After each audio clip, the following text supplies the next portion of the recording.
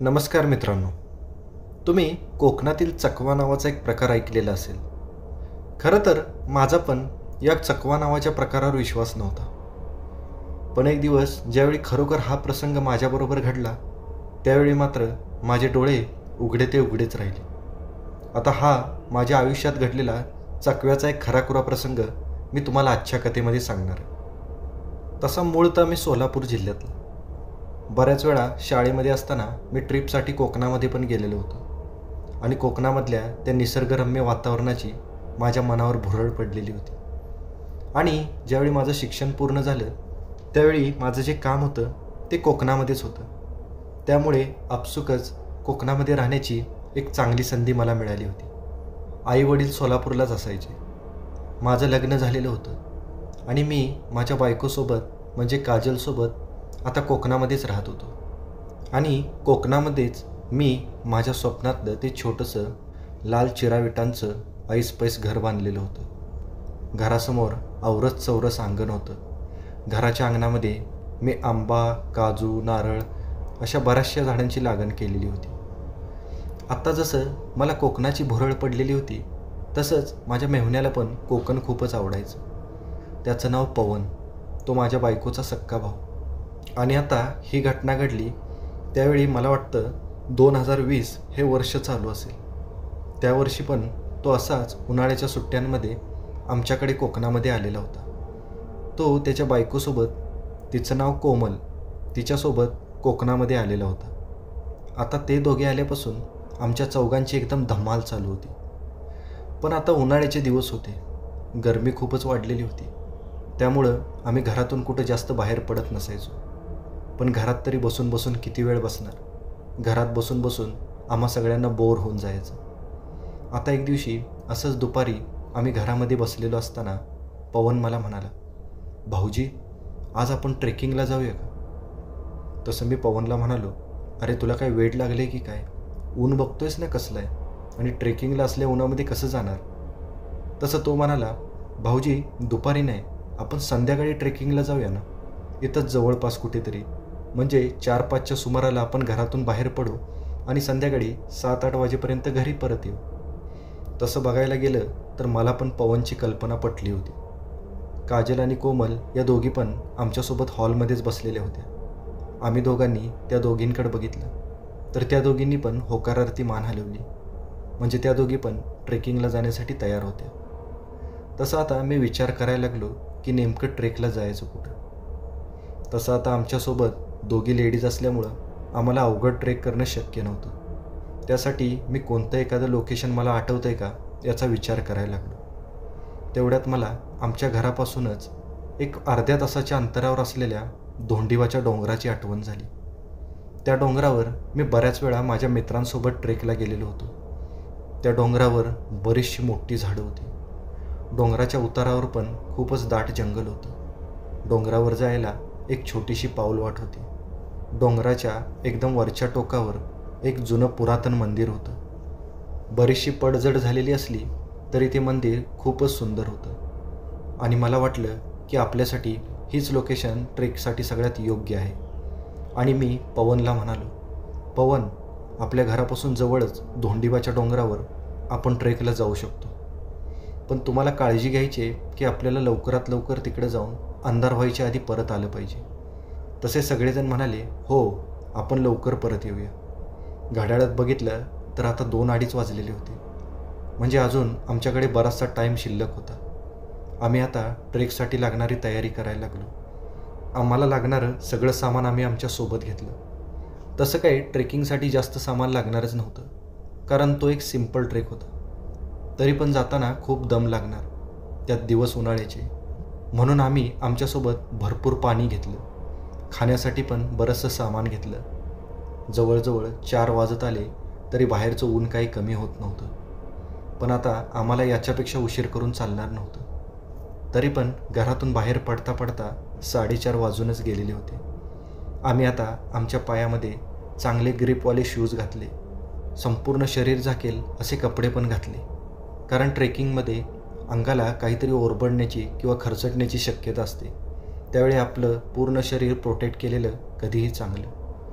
आणि त्याच्यासोबतच आम्ही आमच्याबरोबर 2-3 टॉर्च पण घेतले. आता अशी सगळी तयारी करून आम्ही आमच्या घरातून बाहेर पडलो. माझ्याकडे 4 व्हीलर होतीच. आम्ही आता आमच्या गाडीमध्ये बसलो आणि साधारणतः 4:45 वाजता आम्ही आमच्या घरातून बाहेर पडलो. छोट्याच एक पदरी नागमोडी डांबरी रस्त्यावरून वळणं घेत घेत आम्ही आता पुढं चाललेलो होतो. जवळजवळ अर्ध्या तासाचा प्रवास केल्यानंतर आम्ही आमच्या लोकेशनवर पोचलो. समोर आता बरीच मोठी डोंगरांची माळ दिसत होती. आम्ही गाडीतून उतरलो आणि आमचं सगळं सामान बाहेर काढलं. प्रत्येकाने एक एक बॅग आपल्या पाठीला अडकवली आणि मी आता समोरच्या त्या मोठ्या डोंगर रांगेकडे बघायला लागलो. आणि त्या डोंगर रांगेमधला मधला डोंगर सगळ्यात मोठा दिसत होता आणि तोच होता तो धोंडीबाचा डोंगर. मी पवन, काजल आणि कोमलला म्हणालो, तो बघा तो डोंगर, आपल्याला त्या डोंगरावर जायचं आहे. तसा पवन एकदम खुश झाला. काजल आणि कोमल पण तिथल्या निसर्गरम्य वातावरणाची वाहवा करायला लागल्या. मी त्या सगळ्यांना म्हणालो, आत्ता अजिबात टाईमपास करू नका, पटापट तयारीला लागा. मी त्या डोंगरावर बऱ्याच वेळा जाऊन आलेलो असल्यामुळं मला रस्ता माहिती होता आणि ती वाट लक्षात राहण्यासाठी 1-2-3 महत्त्वाच्या खुणा होत्या. त्या खुणा माझ्या चांगल्या लक्षात होत्या. त्याला आपण टप्पे म्हणूयात हवे तर. बऱ्याच वेळी ट्रेकिंग करताना आम्ही त्या प्रत्येक टप्प्याजवळ थांबूनच पुढं जायचो. पहिल्या टप्प्याजवळ एक मोठा दगड होता, एखाद्या खोली एवढा मोठा असेल, आणि तिथून पुढे गेलं की त्यानंतर एक मोठं वडाचं झाड लागायचं. त्या वडाच्या झाडाजवळ दुसरा टप्पा होता आणि तिसरा टप्पा म्हणजे ते वरचं असणारं ते पुरातन मंदिर. आम्ही आता नजर फिरवून त्या डोंगराच्या पायथ्याच्या आजूबाजूला सगळीकडे बघायला लागलो. आजूबाजूला खूपच दाट झाडं होती आणि जेवढी मोठी झाडं होती तेवढीच संख्या छोट्या झुडपांची पण होती.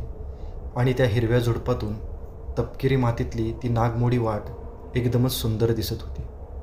मी आता पुढं चालत होतो आणि ते तिघेजण माझ्या मागं चालत होते. आणि 10 मिनिटाचं अंतर पुढं गेल्यानंतर तो मोठा कातळाचा दगड आमच्या समोर आला, जो आमचा पहिला टप्पा होता. तो दगड बघून पवन, काजल आणि कोमल हे तिघं पण आश्चर्य करायला लागले. 5:15 वाजलेले असल्यामुळं अजून भरपूर प्रकाश होता. आम्ही सगळ्यांनी तिथे भरपूर फोटोज काढले. त्यानंतर आम्ही तिथं थोडंसं पाणी पिलो आणि पुन्हा 5 मिनिटात आम्ही पुढची वाट चालायला लागलो. रस्त्याच्या आजूबाजूला असणाऱ्या झुडपांची दाटी आता खूपच वाढलेली होती. मधूनच आम्हाला डोंगरावरून खळखळून वाहत जाणाऱ्या एखाद्या झऱ्याचा आवाज यायचा. त्यावेळी मनाला खूपच प्रसन्न वाटायचं. अजून 10 मिनिटाची वाट चालून पुढे गेल्यानंतर आमच्यासमोर एक मोठं वडाचं झाड आलं. तो आमचा 2ऱ्या नंबरचा टप्पा होता आणि त्या वडाच्या झाडाचा आकार बघून आम्ही सगळेजण चकित झालो, कारण एवढं मोठं झाड आम्ही कधी आयुष्यात बघितलेलं नव्हतं. त्याच्या पारंब्या एखाद्या इमारतीच्या 2ऱ्या-3ऱ्या मजल्या एवढ्या उंच होत्या. झाडाचा विस्तार एवढा होता की त्या झाडाकडे बघितलं की धडकी भरून जायची. आम्ही आता पुन्हा पुढची वाट चालायला लागलो आणि 10 मिनिटाचं अंतर कापून पुढे गेल्यानंतर आमच्या समोर ते काळं जुन्या पाषाणातलं मंदिर आलं. खरंच ते मंदिर खूपच सुंदर होतं. आम्ही बरोबर 5:30 वाजता त्या मंदिराजवळ पोहोचलेलो होतो. ते मंदिर जेवढं जुनं होतं तेवढं प्रशस्त पण होतं. आम्ही सगळे पळतच त्या मंदिराच्या गाभाऱ्यामध्ये शिरलो आणि खरं सांगतो मित्रांनो, त्या मंदिरामध्ये आम्हाला खूपच गार वाटत होतं. तिथलं वातावरण खूपच शांत होतं. आम्ही सगळेजण इकडं तिकडं फिरत फोटो सेशन करायला लागलो. त्यानंतर पवन म्हणाला की आता खूप भूक लागली, इथं बसून आपण काहीतरी खाऊया. आणि आम्ही सगळेजण एक ठिकाणी बसलो आणि आमच्यासोबत आणलेलं सगळं खाण्याचं सामान आम्ही आमच्या समोर मांडलं आणि त्यावर आम्ही ताव मारायला लागलो. खरंच सगळ्यांना खूप सपाटून भूक लागलेली होती. खरं तर तिथून निघायची आमची कुणाचीच इच्छा नव्हती, पण आता अंधार पडत आलेला होता. आम्हाला तिथून परत जावंच लागणार होतं, कारण आता 6 वाजत आलेले होते आणि आता दिवस मावळतीकडे झुकलेला होता. आम्ही आमच्यासोबत आणलेलं सगळं सामान पुन्हा व्यवस्थित आमच्या बॅग्समध्ये पॅक करून घेतलं आणि आम्ही पुन्हा परतीच्या वाटेला लागलो. आणि 10 मिनिटात आम्ही त्या वडाच्या झाडाजवळ येऊन पोचलो, जिथं आमचा 2 नंबरचा टप्पा होता.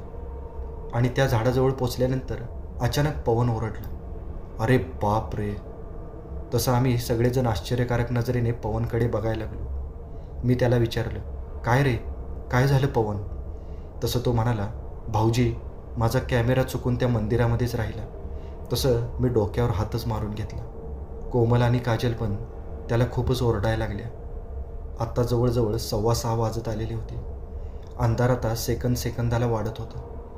कोमल आणि काजलला त्या वडाच्या झाडाजवळ थांबवून आम्ही पुन्हा मंदिराकडे निघालो आणि मंदिरामध्ये जाऊन आम्ही तो कॅमेरा घेऊन परत येईपर्यंत अर्धा तास कसा गेला ते आम्हालाच कळलं नाही.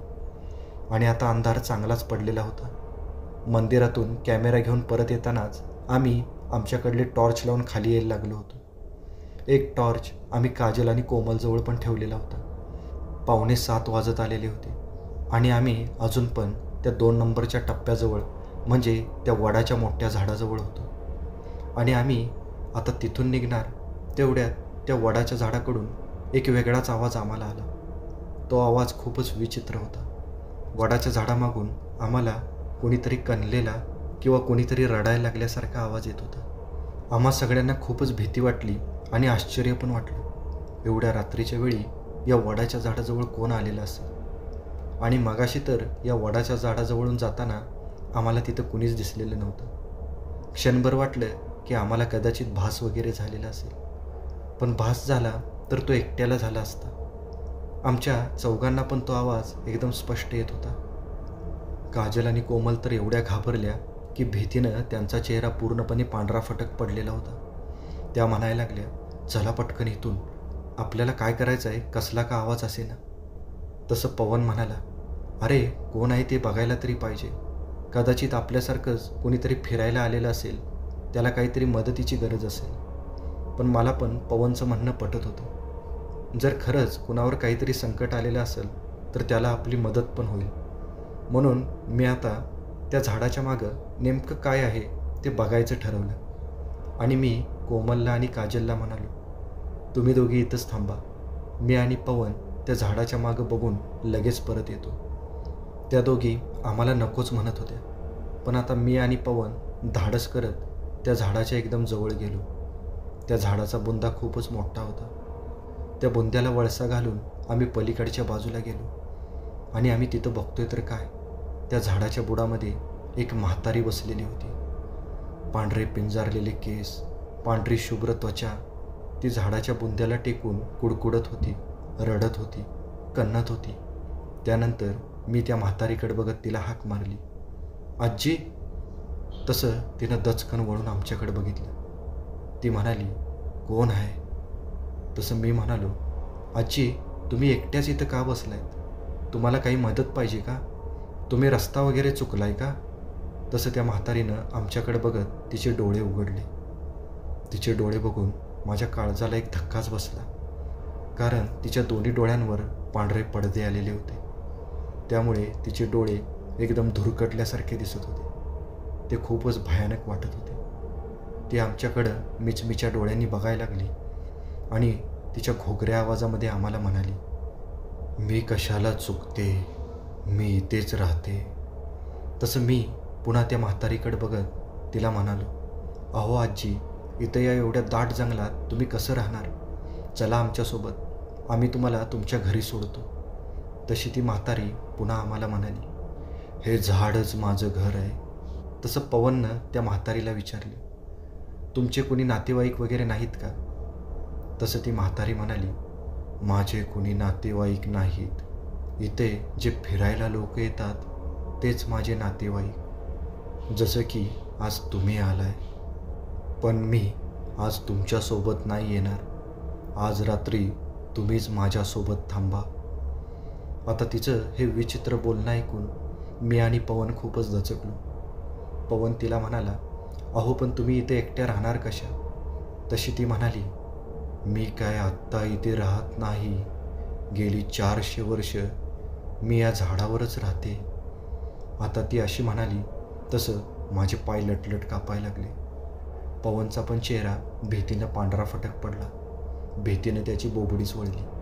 खरं तर आमच्या दोघांचा पण कधी भूताकेतांवर विश्वास नव्हता, पण आज त्या म्हातारीचं हे विचित्र बोलणं ऐकून आम्हाला थोडीशी का होईना पण भीती मात्र वाटली. पुन्हा आम्हाला वाटलं की ती एखादी वेडी म्हातारी वगैरे असेल. तिच्या डोक्यावर परिणाम झाल्यामुळे ती अशी एकटी वगैरे राहत असेल. पण आम्हाला आश्चर्य वाटत होतं की एवढ्या घनदाट जंगलामध्ये ही रात्रीची कशी राहत असेल. आणि मगाशी आम्ही ज्यावेळी या वडाच्या झाडाजवळ आलो त्यावेळी ती आम्हाला का दिसली नाही, असे बरेचसे प्रश्न आमच्या मनामध्ये होते. पण आता त्याचा विचार करत बसण्याइतका वेळ आमच्याकडे नव्हता. एव्हाना काजल आणि कोमल पण आमच्या मागं तिथं आलेल्या होत्या. आणि जसं त्या दोघींनी त्या म्हातारीला बघितलं तसं त्या दोघी जोराने किंचाळल्या आणि त्या आम्हाला विचारायला लागल्या, ही बाई कोण आहे, एवढ्या रात्री इथं काय करते. तसं आम्ही त्या दोघींना खोटंच समजावून सांगितलं की ही एक वेडी बाई आहे, चला तुम्ही घाबरू नका, आपण इथून निघून जाऊ. असं म्हणून आम्ही दोघं त्या दोघींना घेऊन पुन्हा त्या वडाच्या झाडापासून पुढे गेलो. तेवढ्यात मागून त्या म्हातारीचा आवाज पुन्हा एकदा आला, कुठं चाललाय सगळे, तुम्हाला मी कुठंही जाऊ देणार नाही, आजची रात्र तुम्ही माझ्यासोबतच राहणार.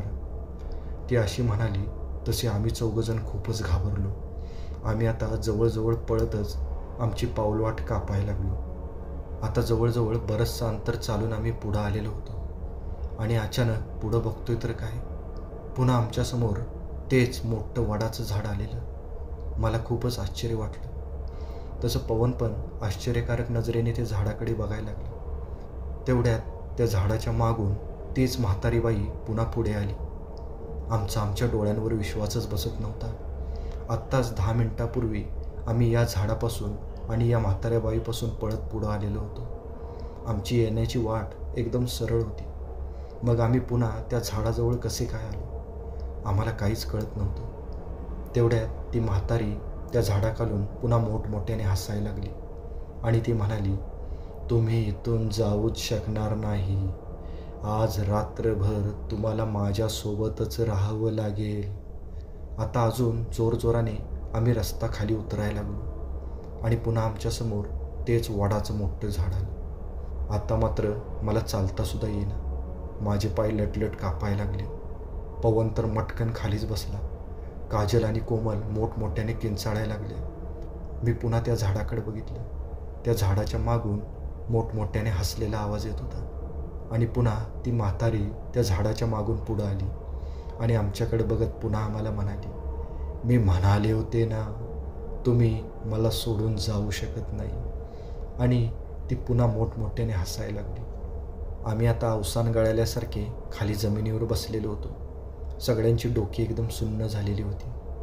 तेवढ्यात माझ्या अचानक लक्षात आलं की असल्यावेळी आपल्याला घाबरून चालणार नाही, मलाच काहीतरी करावं लागणार होतं, कारण त्या सगळ्यांची जबाबदारी माझ्यावर होती. तसा मी हनुमानाचा पहिल्यापासून भक्त, त्यामुळं हनुमान चालिसा ही नेहमी माझ्या खिशामध्ये असायची. मी आता पटकन माझ्या खिशातली ती छोटीशी हनुमान चालिसा काढली आणि मी टॉर्चच्या प्रकाशामध्ये जोरजोराने ती हनुमान चालिसा वाचायला लागलो. तसं अचानक आमच्या बाजूला उभी असणारी त्या वडाच्या झाडाखालची ती म्हातारी बाई जोरजोराने ओरडायला लागली. ती मला म्हणायला लागली, ए पोरा, ते वाचणं बंद कर आणि इथून निघून जा, मला खूप त्रास व्हायला लागला आहे. तसं मात्र मी मुद्दामून मोठमोठ्याने हनुमान चालिसा वाचायला लागलो. तसं ती म्हातारी बाई अंगाला चटके बसल्यासारखं करायला लागली. ती आपलं अंग झाडायला लागली आणि ती हळूहळू आमच्यापासून लांब पळायला लागली. ती आता जवळजवळ पळतच त्या वडाच्या झाडाकडे गेली आणि एखादं माकड झाडावर चढावं तशी त्या वडाच्या झाडावर चढली. हा मला एक खूपच विशेष वाटलं. एक म्हातारी बाई एखाद्या माकडासारखी त्या झाडावर कशी चढली असेल. आणि सगळा प्रकार आमच्या लक्षात आला. ही म्हातारी काही साधीसुधी म्हातारी नव्हती, तो नक्कीच एक भुताटकीचा प्रकार होता. पण आता तात्पुरतं तरी आमच्यावरचं संकट टळलेलं होतं. पण मी आता ठरवलं की आता आपण आपल्या गाडीजवळ पोचेपर्यंत हनुमान चालिसा वाचणं बंदच करायचं नाही. आता आम्ही पुन्हा आमच्या त्या रस्त्याने पुढं चालायला लागलो. मी कंटिन्युअसली हनुमान चालिसा वाचतच होतो आणि पुढच्या 10 मिनिटांमध्ये आम्ही त्या मोठ्या कातळाच्या दगडाजवळ पोचलो. म्हणजे आता आमच्यासमोर पुन्हा ते झाड आलं नाही. त्यानंतर पुन्हा एक 10 मिनिटं चालल्यानंतर आम्ही आमच्या गाडीच्या जवळ आलो. तसा आमच्या सगळ्यांचा जीव भांड्यात पडला. आम्ही आमचं सगळं सामान आमच्या गाडीमध्ये ठेवलं आणि पुन्हा हनुमानाचं नाव घेत आम्ही आमच्या गाडीचा स्टार्टर मारला आणि भरधाव वेगाने आम्ही आमच्या घराकडे निघालो. जवळजवळ अर्ध्याच तासात आम्ही आमच्या घरी पोचलो. पण घरी पोचल्यावर कुणीच कुणाला एक चकार शब्दसुद्धा बोललं नाही, कारण आत्ताच आमच्यासोबत घडलेला तो प्रसंग अजून कुणीच विसरलेलं नव्हतं आणि त्याचा एक खूप मोठा धक्का सगळ्यांच्या मनाला बसलेला होता.